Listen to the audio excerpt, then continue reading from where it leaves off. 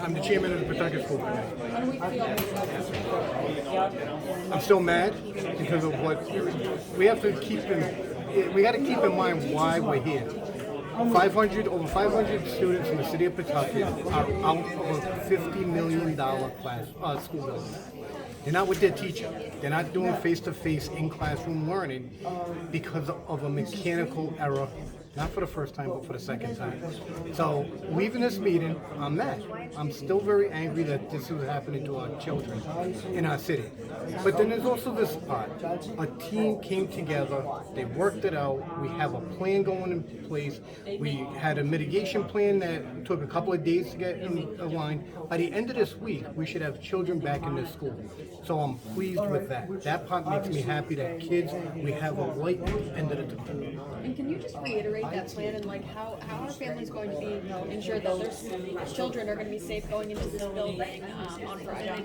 By the plan that we actually presented by the experts that were before us today, they found out, but it was, again, technical jargon, the technical people should be in front of you, but an air-conditioned unit froze or turned on and went below what they actually set it for.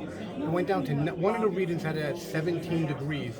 On the night that you guys were all out there bundled up on the -7 degree temperature. So there was a malfunction where the system said, put in the air condition, even though we had Mother Nature air conditioning in this building. And that's what bursted, had the pipe burst the first day. We are now going to turn off the air conditioning unit. So there's going to be no AC to be able to get, even if you ask for it to be turned on, it's not going to be able to get turned on. Second, they put like almost an antifreeze within inside the coil. So now we have an antifreeze that can't freeze to the temperatures of below zero. I'm really happy with it. And we now have alarm systems that will trigger, that will go directly to the custodial staff inside our city. And it goes to our IT department also. And you spoke to someone being held accountable. Who will that be? That is why when I mentioned this meeting, I didn't know how this meeting was going to turn out. The school committee members proved that they are here for the, what we got elected by, the parents of this city. And what we needed to find out in this meeting was information. This meeting was an informational meeting. The people or system or whatever it is that's going to be held responsible is still being done in the background. We don't have information. Why did an air conditioning unit on a building that is 6 months old? We have to keep that in mind too. It's a 6-month-old building that said, let me put on the air conditioning. We got to find out why that happened. They're still talking to each other. There's a few companies still in the background talking, and because they're trying to find out why did one computer system talk to this other computer system, cancel each other out and say, let's put on the air conditioner below what was supposed to be set at anyway. So there's going to be people held responsible. These alarms that are going to be sent out, are they going to be triggered if a temperature reaches a certain level? Yes, that's it. That's I can't talk about that. 40. Yeah, so that Joanne's actually the facilities chairwoman of, and she is busy. We are building brand new schools. We have, I don't know if you guys heard about this, we got a high school that might be built soon one day, and we're supposed to actually be paying attention to this if winters could stop acting up. So we have a lot of things going in this city. We have a lot of great things going for the children of this city. And we're concentrating so much on this winter school. We had the delayed response. We had someone having the electrical got cut like 2 days into the school being open. And now we have 2 times, not once, but twice, we have coils that have given way because of an air conditioning issue. So I do feel comfortable that the children are going to be safe. I believe that the experts gave enough meetings. Joanne was in most of these meetings. They lasted from 9 a.m. They walked all the way until like 6 p.m. for the last 3 nights in a row. And they come up with a solution that, one, they found out what the problem was. On Sunday when I spoke to you guys, well, they know that the air conditioning. Yeah, so yes, they don't know why it happened, but we do know air conditioning came down on the copper coils and it burst. 130-degree water burst out of those coils and fell down onto what could have been, if it happened during school days, it could have been a real tragic situation, much more horrible situation than what it is happened on a Saturday late at night. So, whose question was it though? Because I'm just rambling at this. You guys better do a good job editing this.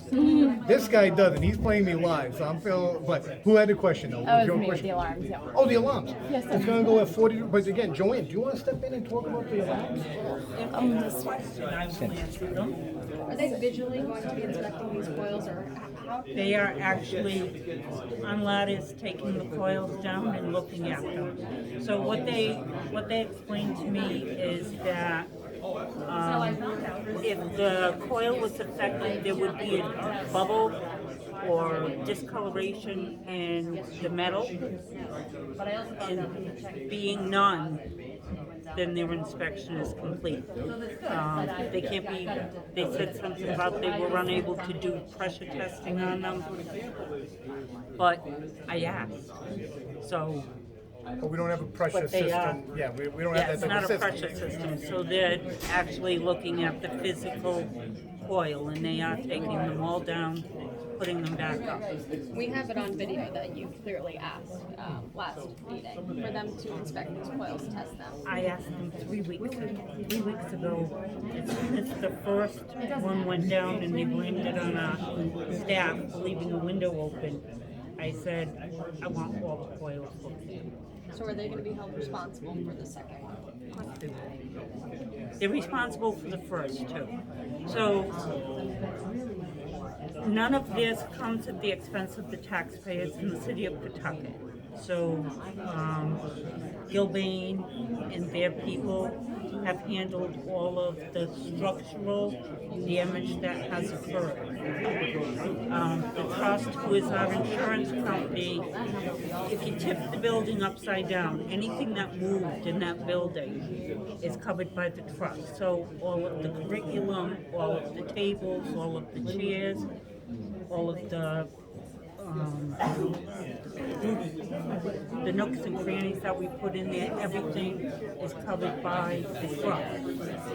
And then, of course, we have yet to look to address the learning loss of our students, and that will be addressed. But also don't forget, they've all been on distance learning, and we actually have to give the Department of Ed kudos. They've been working with us. You're only allowed an X amount of days to do distance learning. Every time that we asked for an extension, they've been in meetings.